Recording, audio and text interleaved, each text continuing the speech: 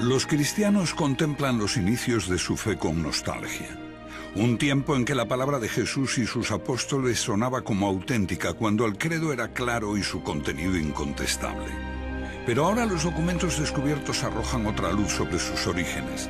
Si los cristianos hoy veneran a Jesús como al único Hijo engendrado por Dios, que murió para redimirnos de nuestros pecados, los primeros seguidores de Jesús parecen haber tenido creencias diferentes.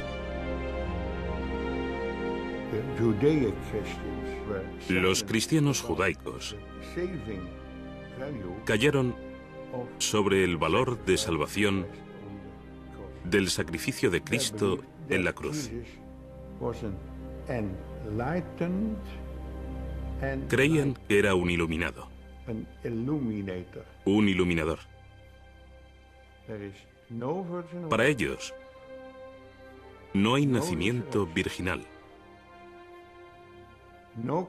ni resurrección, ni cruz, solo las palabras de Jesús, percibido como la encarnación de la sabiduría divina.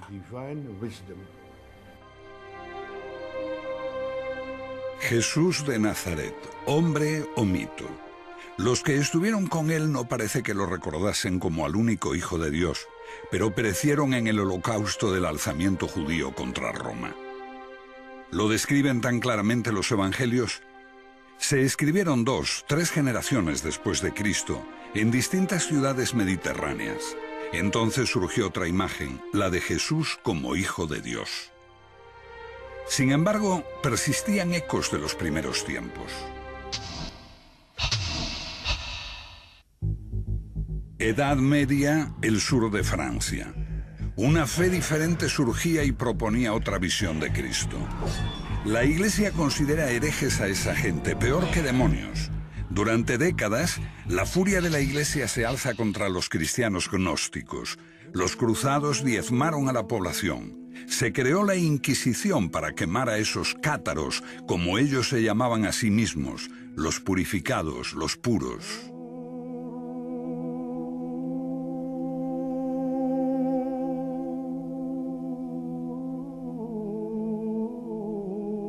Después de muchos siglos, la gente empieza a recordar a esos cátaros y visita los lugares donde fueron martirizados.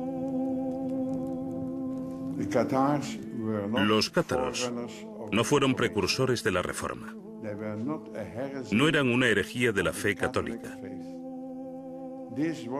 La suya fue una fe diferente y se remonta a los primeros tiempos del cristianismo, o incluso antes, cuando la gente veía el mundo como un reino de sombras, de espaldas a la realidad, a la verdad auténtica. Un hombre atado, incapaz de moverse, creyendo que las sombras que ve en la pared son la realidad. Sombras proyectadas por el mundo divino que está detrás de él. Mira, hombre. Es así como el filósofo griego Platón describía al hombre. Los iniciados en las religiones mistéricas creían que podían liberarse de las ataduras y hallar la gnosis, el conocimiento, en su corazón. Un conocimiento secreto que transforma al hombre y lo hace consciente de la verdad, del mundo espiritual. Son los gnósticos. Los estudiosos creen que esa búsqueda también caracterizó al cristianismo primitivo, antes de que se escribieran nuestros evangelios. Hay ecos de eso en las palabras de Pablo, que habla de buscar a Cristo dentro de uno mismo. Y también en otros documentos hallados hace casi 60 años en Nag Hammadi, Egipto.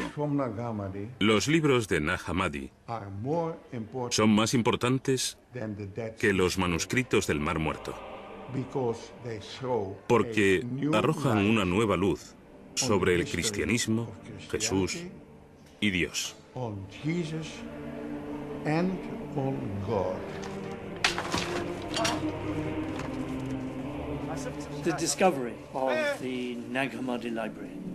El descubrimiento de Nag Hammadi supone un cambio radical en nuestra idea del cristianismo primitivo. Tenemos aquí 52 manuscritos que nos hablan del primer cristianismo. Estaban asociados, posiblemente, a un monasterio cristiano egipcio.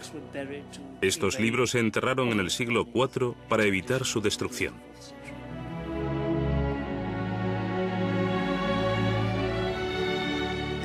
Nos dan abundante información. Es asombroso que los cristianos no se precipitasen a leer el Evangelio de Tomás y todos esos textos maravillosos. Me parece que eso demuestra el poder de la Iglesia romana, que los dejó a un lado y aún los considera heréticos y peligrosos. Y por supuesto lo son. Son peligrosos para la Iglesia literalista porque ponen en cuestión su interpretación.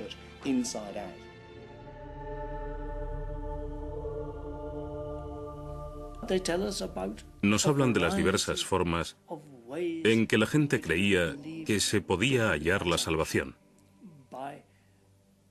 Por la contemplación, por la expansión de la chispa divina que hay en nosotros, comunicándose con Dios, buscando en nuestra propia alma, una búsqueda individual de lo divino, sin la ayuda de sacerdotes u obispos.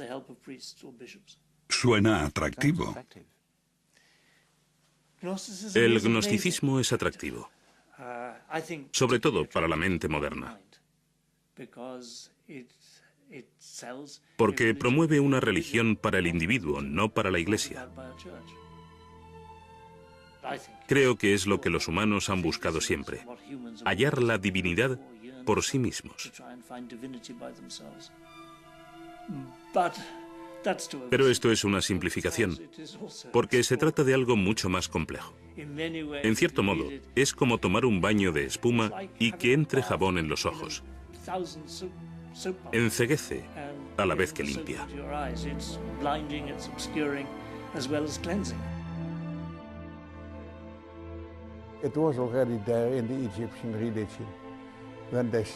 Ya en la religión egipcia, se decía que el hombre después de la muerte se convertía en Osiris, se integraba en Dios. El hombre es un dios caído que recuerda el paraíso. Este es el concepto de todos los misterios de la antigüedad, de Isis, de Mitra, de Adonis.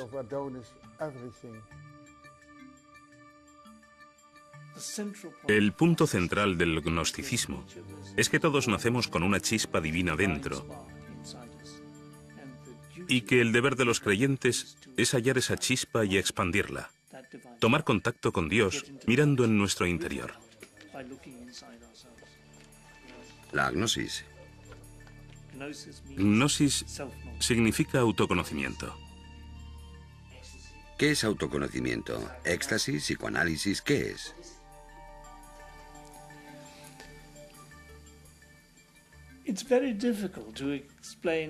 Es muy difícil explicar qué es el autoconocimiento y cómo se obtiene. No es como el psicoanálisis. No es una exploración intelectual del alma ni el éxtasis. Es la contemplación de uno mismo. A veces con la ayuda de un líder. Es la quietud, una sincera búsqueda individual.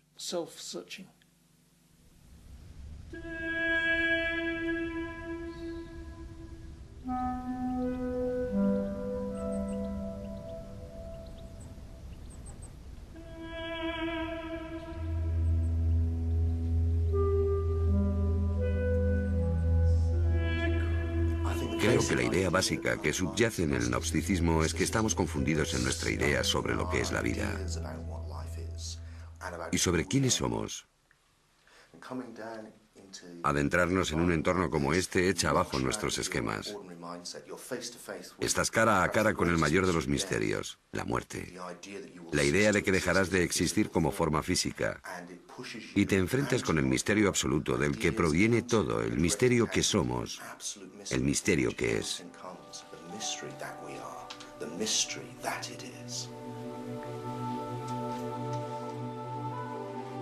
Pero ¿por qué buscarlo en la oscuridad de estos corredores? Creo que estimula la experiencia mística con la emoción de la oscuridad y los ecos de las cámaras. Todo eso conduce a un estado místico.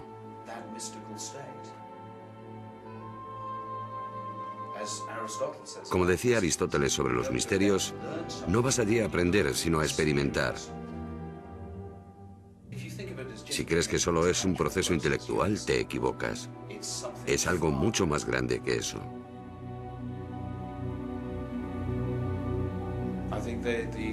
Creo que los antiguos habían comprendido que puedes aprender mucho, pero no tener un real conocimiento de ti mismo.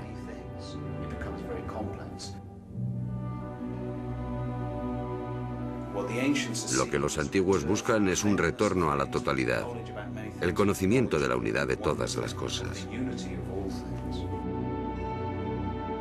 Durante más de 2000 años la gnosis fue reprimida. Principalmente supimos algo de ella por las acusaciones de los padres de la Iglesia. Pero el hallazgo de Nag Hammadi en 1945 cambió para siempre nuestra forma de ver los orígenes del cristianismo. Los que los hallaron al principio los desecharon. Cayeron en manos de traficantes, algunos fueron quemados, pero finalmente llegaron a manos de la ciencia gracias a personas como Gilles Quispert, que llevó los manuscritos más importantes a Europa, y a sus amigos, entre ellos el gran psiquiatra Carl Jung.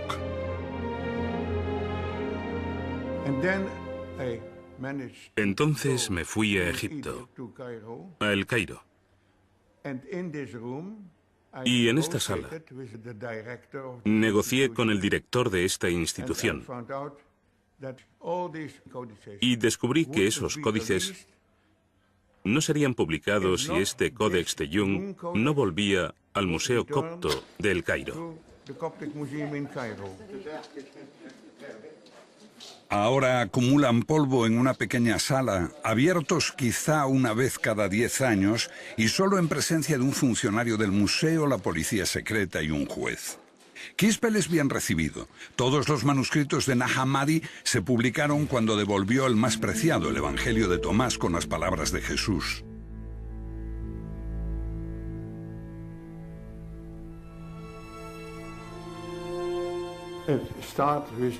Empezó diciendo: estas son las palabras que Jesús dijo y que Dídimo Judas Tomás escribió. Y él dijo: quien descubre el sentido de estas palabras no conocerá la muerte. ¿Quién es Dídimo Tomás? Dídimo Judas Tomás significa Judas el mellizo o el gemelo. Fue uno de los hermanos de Jesús. La tradición de la Iglesia posterior transformó a Tomás en el apóstol que no creía que Jesús había resucitado. El escéptico Tomás fue el discípulo más fiel de su maestro. ¿Fue quien entendió mejor a su hermano? Según el Evangelio de Tomás, sí. Se dio por sentado que no era el hermano gemelo de Jesús en sentido literal, sino más bien que quien lea este Evangelio puede llegar a reconocerse como gemelo de Jesús.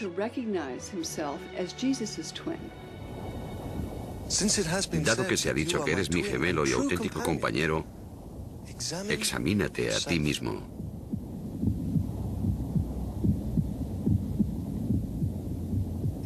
Examinarse a uno mismo. Así puedes comprender quién eres.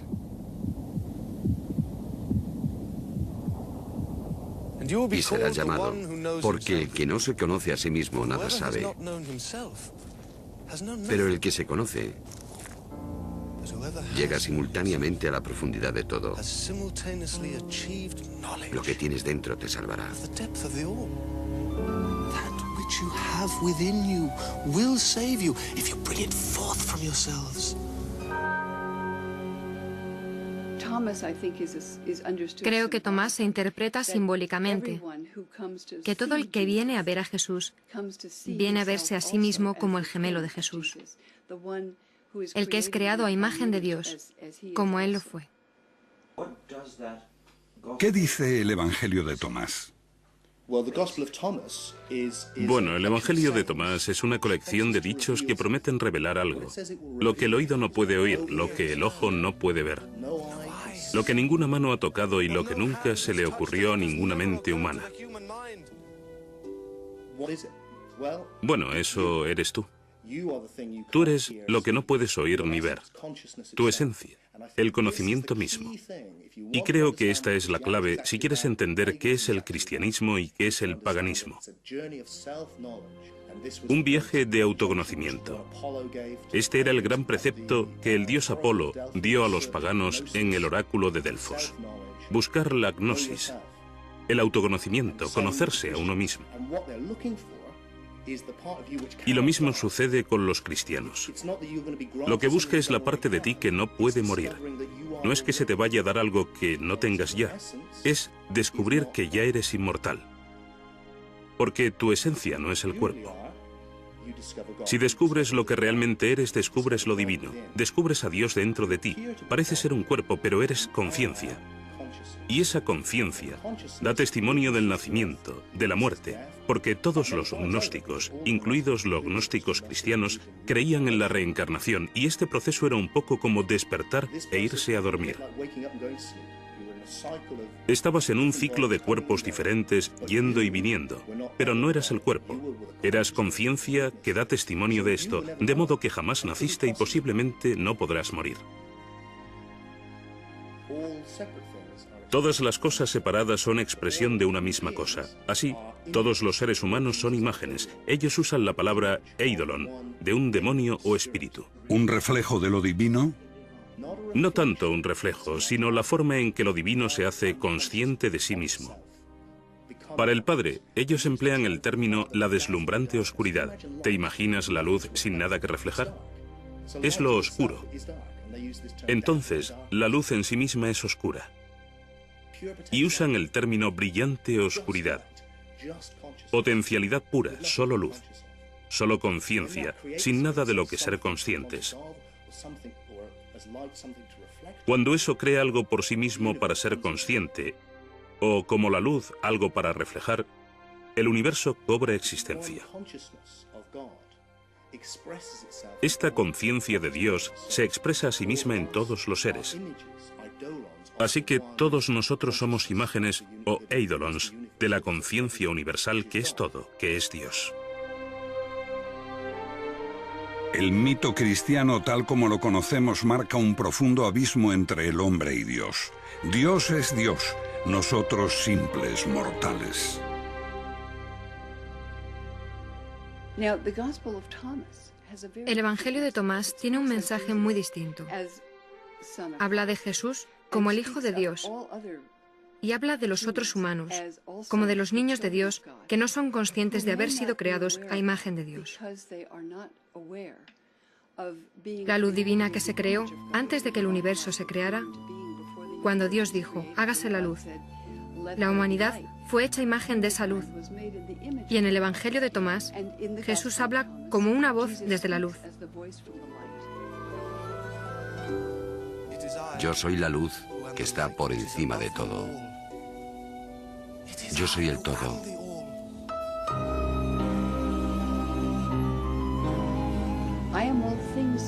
Soy todas las cosas. Todas las cosas salen de mí. Estoy en todas las cosas. Rompe un trozo de madera y estoy allí. Levanta la piedra y me encontrarás.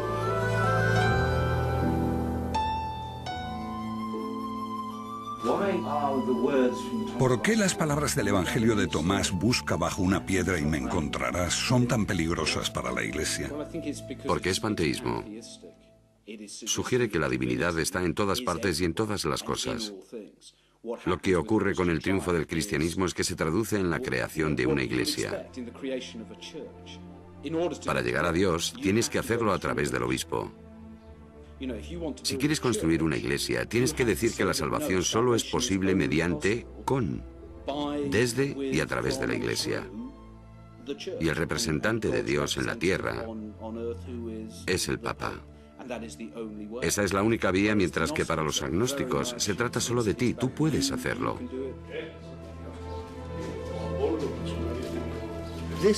Esa fue la revelación de la gnosis, que tu esencia es inmortal. No tenías que ganártelo siendo un buen chico, obedeciendo las normas. Por eso los gnósticos son bastante anarquistas, son librepensadores, libertinos, no obedecen reglas. Y por supuesto, su gran héroe Jesús es descrito en sus relatos como un libertino que se relaciona con prostitutas y gente poco respetable. Él rompe las normas, no respeta el sábado y ataca a las autoridades religiosas. Es un clásico carácter gnóstico. Ellos eran así. Porque para ellos no hay que obedecer las reglas. Para ellos se trata de descubrirse a sí mismos, lo que eres de verdad. En el Evangelio de Tomás el mensaje es más importante que el mensajero. Es anterior a los 4 evangelios, como ocurre con un hombre considerado como fundador de la fe cristiana, pero que se empieza a ver con una luz diferente, Pablo. Pablo es gnóstico, habla del Cristo interior. Habla de la inmortalidad, como las escuelas mistéricas, porque Pablo existe antes de la historia literal. Pablo es un personaje totalmente malinterpretado en la historia. En tiempos de Pablo, digamos, no hay división entre gnosticismo y literalismo, porque el literalismo no se había desarrollado aún. 2 generaciones después, los evangelios de la Biblia hablan en detalle de la vida de Jesús. El mensajero se hace más importante que el mensaje, y Jesús pasa a ser literalmente el Hijo de Dios. Pero antes de eso, Pablo, a pesar de posteriores adaptaciones e inserciones, nos habla todavía de Jesús como de un misterio, una metáfora, una voz interior.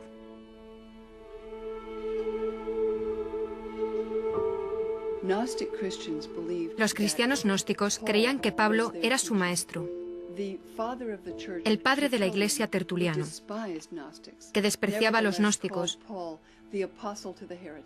Llamaba a Pablo el apóstol de los herejes, porque los herejes, pensaban, amaban a Pablo, citan a Pablo, apoyan a Pablo, porque su enseñanza es muy misteriosa y a veces muy profunda. Si es así, el pensamiento de Pablo coincide con la mayor parte de las ideas elaboradas aquí. Quizá la ciudad más grande de la antigüedad, en la encrucijada de Asia, África y Europa, la ciudad de Alejandría. Alejandría en ese tiempo, la segunda ciudad del occidente. Allí se originó el gnosticismo. Allí vivían los egipcios, los griegos, y había más judíos en Alejandría que en Judea y Galilea en aquella época.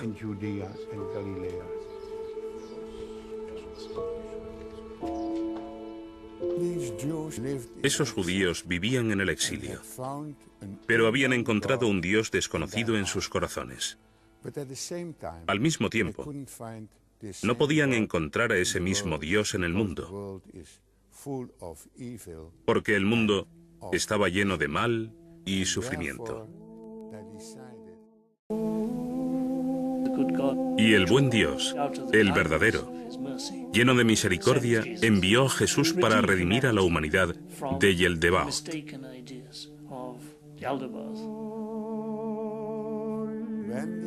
Cuando esos judíos de Alejandría se hicieron cristianos, Jesús apeló a lo más profundo de ellos y dijo: quien se conoce a sí mismo, conoce a Dios. Mito o metáfora, en la figura de Jesús está también la semilla de la discordia.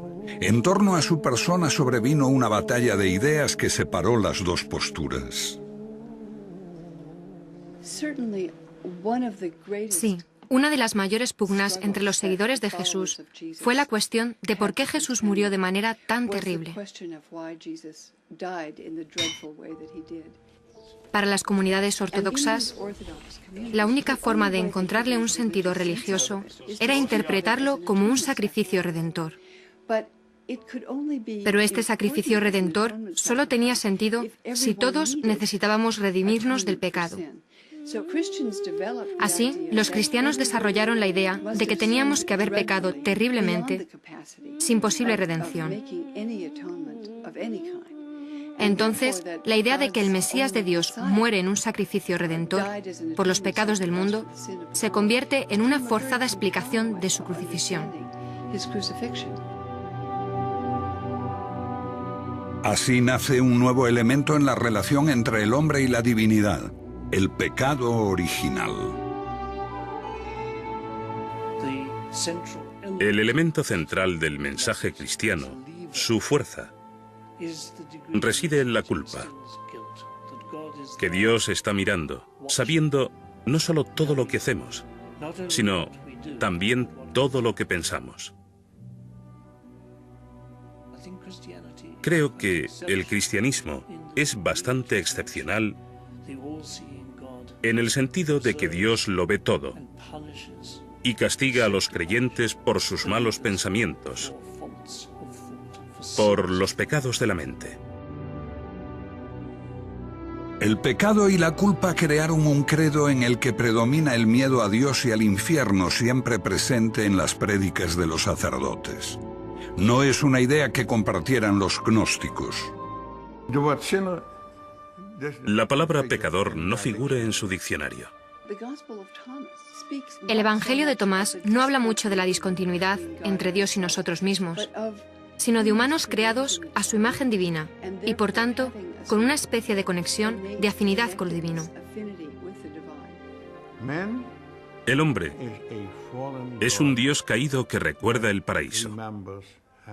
Ese es el concepto de todos los misterios de la antigüedad y también de la gnosis. No hay espacio para el pecado. Por supuesto, eso no significa que seamos divinos y más, sino más bien que podemos encontrar nuestro camino hacia Dios cuando hallemos el camino hacia nosotros mismos, y que existe un medio de reparación para los pecados y errores que cometamos. Pero pecar es tan esencial que Jesús tuvo que morir para redimirnos, un argumento tomado de un antiguo mito, Adán y Eva y el primer pecado que hizo al hombre mortal.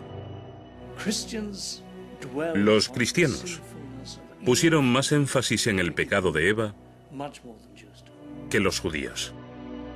Antes del cristianismo ortodoxo, el pecado no era una cuestión central. Los maestros judíos, paganos, gnósticos coincidían en que tenemos la capacidad de seguir o de desobedecer a Dios. Tenemos buenos y malos impulsos. Se entendía que esta era la condición humana.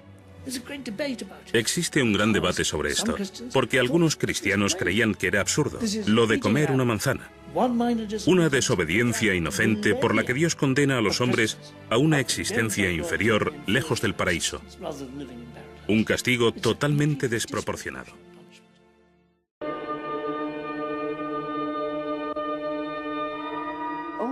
La idea cristiana de que el pecado es inherente a los humanos, la idea del pecado original, la desarrolla especialmente San Agustín en el siglo IV y se canoniza como enseñanza ortodoxa cristiana a partir del siglo IV. Esas comunidades ortodoxas desarrollan no solo un fuerte sentido de la distancia entre el hombre y Dios, sino que hay una condición pecaminosa en el hombre, innata e irredimible, aparte de que la muerte de Cristo se entiende como sacrificio. Jesús, un iluminador, la voz, el símbolo de lo divino. Un gnóstico veía a Jesús como al hombre que recibió la iluminación con el bautismo, cuando se transforma como Buda en aquel que conoce, el Cristo. Los cristianos ortodoxos creen que si Jesús era divino, era el Hijo de Dios, su único Hijo, y también tenía que haber nacido divino, algo que los gnósticos consideran pueril. La ruptura queda clara con el último evangelio, el de Juan.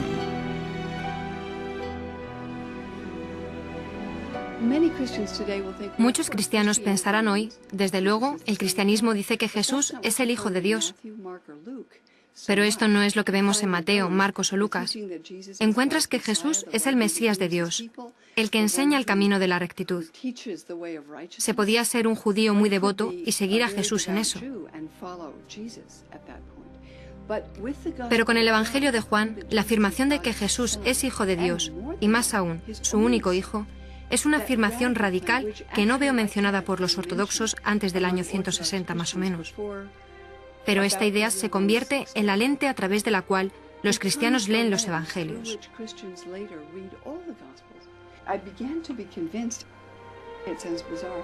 Empecé a convencerme, aunque parece raro, de que el Evangelio de Juan se escribió para contradecir esta otra opinión, y cambia la interpretación del mensaje cristiano de forma total. Jesús, el único Hijo de Dios, pero para los gnósticos era una metáfora, un símbolo de lo divino que reside oculto en todos nosotros. En ese sentido, todos somos hijos de Dios. Todos somos hijos de Dios, si descubrimos nuestra verdadera identidad. Si no, nos hallamos en estado de muerte. Esto es fascinante, creo. Estamos muertos. Para los gnósticos y los místicos, este es el otro mundo en el que estamos muertos en espíritu, porque creemos que somos el cuerpo y no es así. Somos Dios, si acaso. Somos la única conciencia del universo. Nos confundimos a nosotros mismos por esos cuerpos individuales y todos los problemas que causan. Lo que necesitamos es resucitar. Y la historia completa es así. Necesitamos morir por la identidad del cuerpo, que es el centro de la cuestión. Y necesitamos resucitar a nuestra verdadera identidad, que es el Hijo de Dios, que es el Cristo, la conciencia del Padre. Entonces todos somos Cristo, y todos necesitamos resucitar, y cuando lo hagamos el Cristo resucitará. En ese sentido, el mito, la historia completa de la crucifixión de Cristo y la resurrección, ¿es un modelo para todos y cada uno de nosotros? Sí, precisamente. Es un modelo que se encarna en la iniciación. Con los literalistas cristianos esto pronto se convierte más bien en una idea macabra, que al final de los tiempos resucitarás con tu cuerpo y serás de nuevo un cuerpo físico. Porque es lo que creen que le pasó a Jesús. Vino en cuerpo físico y murió literalmente, y eso es exactamente lo que te pasará a ti, o al menos te pasará si comprendiste el mensaje cristiano. Los gnósticos, desde luego, dicen todo lo contrario. Si no comprendes el mensaje, regresarás en un cuerpo por la reencarnación. Si lo comprendes, te darás cuenta de que no eres un cuerpo, que eres el Cristo, uno con Dios, y no será ya necesario este ciclo de reencarnaciones. Casi una fe diferente, un enfoque opuesto. ¿Cuál fue primero? ¿Cuál fue el origen? Tenemos al literalista cristiano Policarpo, y unas décadas después, a mediados del siglo II, tenemos a Tertuliano, diciendo que los seguidores de los gnósticos llenan el universo. Así te haces la idea de que esta iglesia literalista existía desde los apóstoles y que los gnósticos fueron una desviación muy posterior. Lo que estamos sugiriendo es que en realidad es totalmente al revés. Los gnósticos se propagaron en el siglo I y II y fueron machacados por una iglesia literalista que entonces comenzaba su andadura. La ortodoxia, como la conocemos, surgió después del gnosticismo y en gran medida fue una reacción al mismo. El cristianismo se define por aquello que se le opone. Por oposición al gnosticismo, gradualmente fue defendiendo sus propios términos. A partir de una gran variedad de evangelios y unas 7 u 8 generaciones después de Jesús, los padres de la primera iglesia ortodoxa empezaron a escoger unos pocos textos que conformarían el Nuevo Testamento y definirían el credo. Creo que la amenaza de persecución obligó a los líderes cristianos a buscar unas enseñanzas básicas en las que todos estuviesen de acuerdo.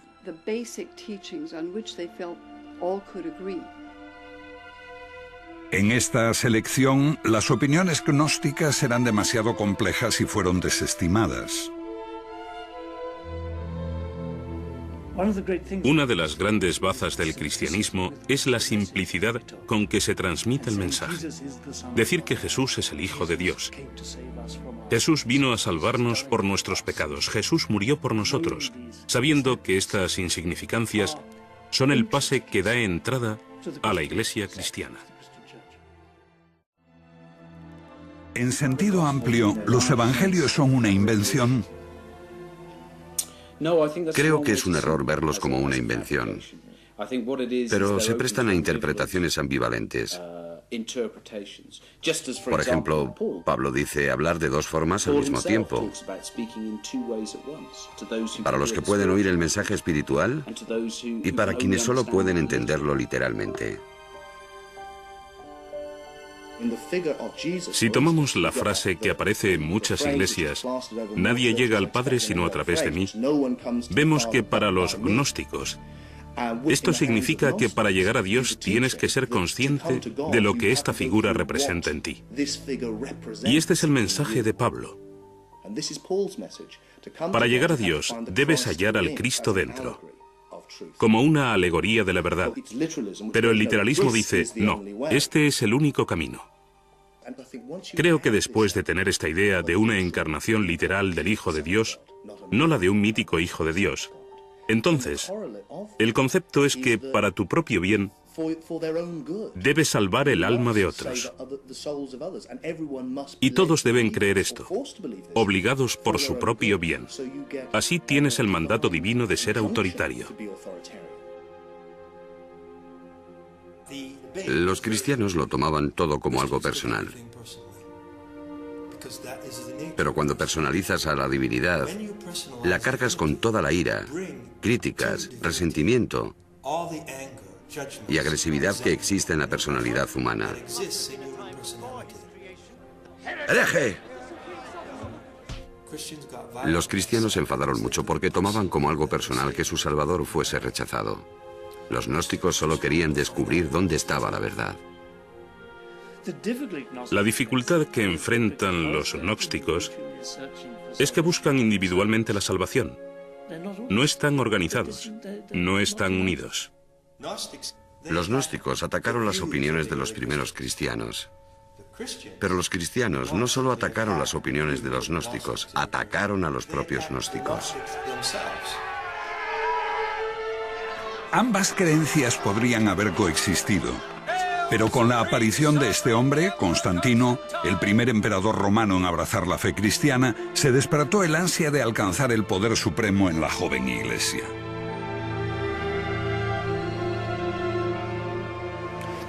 La historia dice que Constantino tuvo una visión, un sueño, donde veía la señal de la cruz en el cielo, y se convenció de que si se hacía cristiano y utilizaba este emblema, ganaría la batalla contra su rival pagano. Fue aquí, en el puente Milvio, donde tuvo lugar una gran batalla que colocó al cristianismo en su triunfante camino al éxito.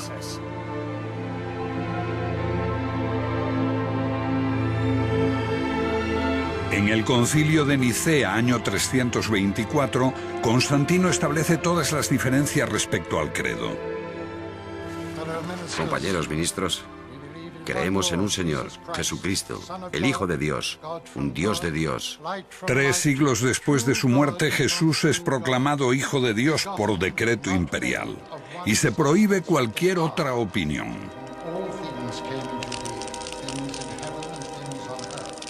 When Christianity allies with the state to create a religious monopoly, that's when Christianity becomes... Cuando el cristianismo se alía con el Estado para crear una religión oficial, es cuando se vuelve algo radicalmente diferente, triunfante, exitoso. Pero al haberse aliado con el Estado empieza a cometer los mismos crímenes que había denunciado en sus primeros 300 años de existencia. Persigue, mata por la religión. Se transforma en una institución jerárquica, opresiva, necesariamente conservadora.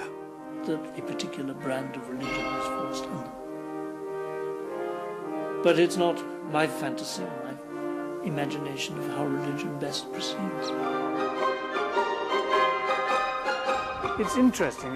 Es interesante Constantino. Cuando Constantino se convierte, uno de sus primeros actos es hacerle a las iglesias de Roma grandes regalos de plata y oro.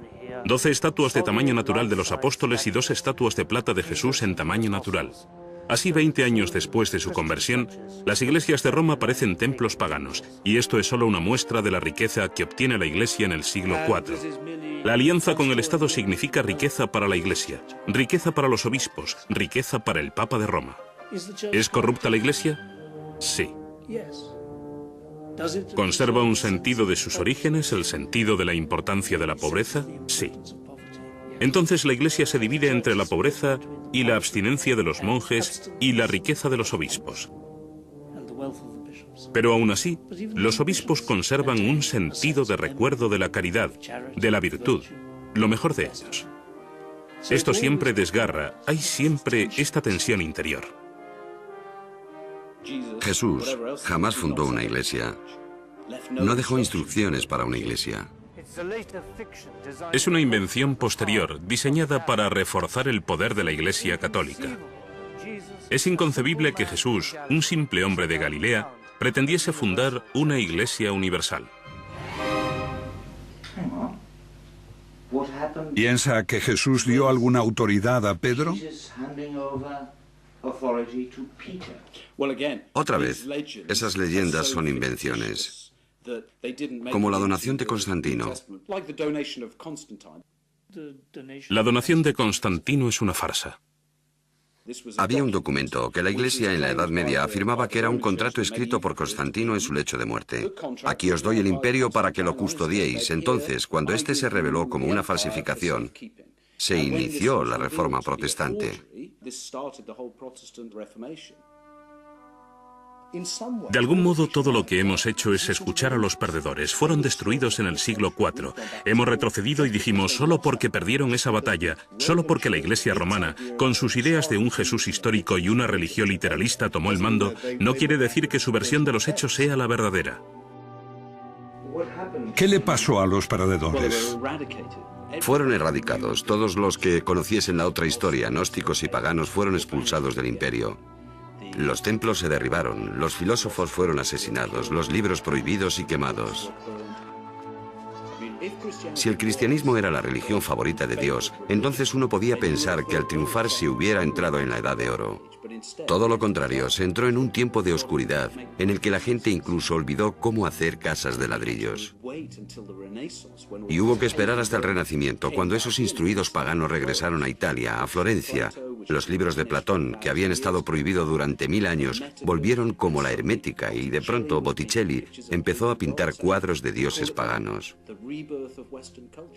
Lo llamamos el renacimiento de la cultura occidental, porque ésta vuelve a ocupar el lugar que tenía antes del triunfo del cristianismo. La creencia en la historia de Jesús era originalmente solo el primer paso en la espiritualidad cristiana, el misterio exterior. El significado debía explicarlo un maestro iluminado cuando se estuviese maduro espiritualmente. Una comprensión mística de Dios más allá del simple dogma. Aunque había muchos grandes místicos cristianos en los últimos siglos que intuitivamente vieron este nivel simbólico más profundo, como cultura hemos conservado solo los misterios exteriores. Creo que conservamos la forma, pero hemos perdido el significado. Mientras las iglesias se vacían, la gente busca por todas partes. A veces tan lejos como el otro extremo del mundo, sin darse cuenta de que una antigua tradición que buscaba lo mismo yace en lo profundo de nuestro pasado.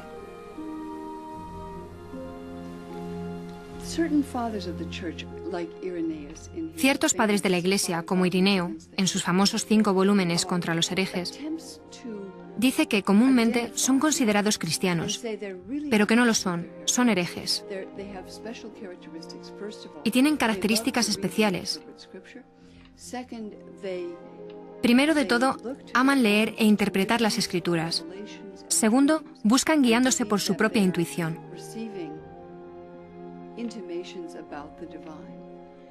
Tercero, están investigando constantemente, siempre abiertos a nuevas exploraciones. Uno podría haber dicho lo mismo de quienes ahora integran la corriente de la nueva era. Indudablemente, se espera que los filósofos investiguen e indaguen.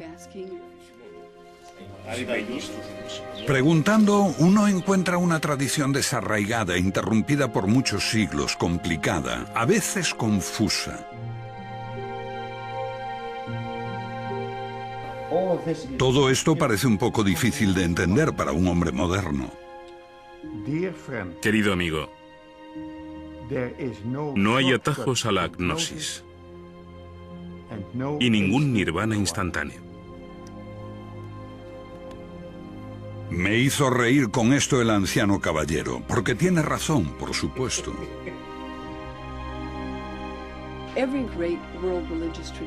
Toda gran tradición religiosa mundial, ya sea el hinduismo, el budismo, el islamismo, el judaísmo, tienen las enseñanzas para todos. La enseñanza esotérica, que se supone siguen todos sus fieles. Y también una enseñanza esotérica o mística. La única que no lo tiene es el cristianismo occidental. Creo que es lamentable que haya sido considerado herético ese camino que mucha gente busca para su propia integridad y desarrollo. Either heretical or a path leading nowhere.